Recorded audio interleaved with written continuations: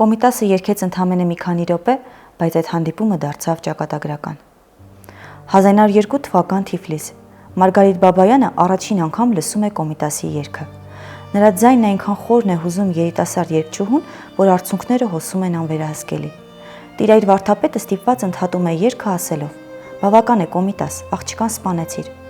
Այդ օրը ծնվեց մի բարեկամություն, որը տևեց մինչև Կոմիտասի կյանքի ողբերգական շրջանը։ Նշանակալի է հայ երգչուհի, դաշնակահարուհի, երաժշտագետ եւ մանկավարժ Մարգարիտ Բաբայանի դերը հայ երաժշտության պատմության մեջ։ Մարգարիտ Բաբայանը Եվրոպայի տաղանդաշատ երգչուհիներից էր,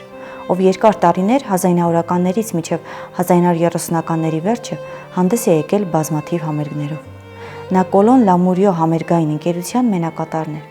Մարգարիտ Բաբայանն առաջինն է համերգային բեմահարթակներից հնչեցրել ֆրանսիական ժողովրդական երգերը մեծ վարպետների մշակմամբ։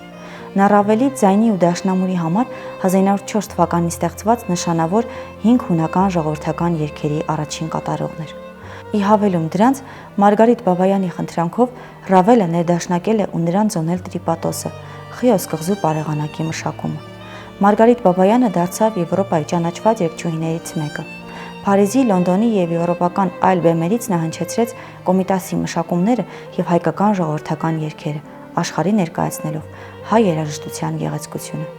Նա միայն կատարող չէր, տարիներ շարունակ հավաքեց, պահպանեց եւ Հայաստան ուղարկեց Կոմիտասի ձեռագրերը, նամակներն ու հիշողությունները,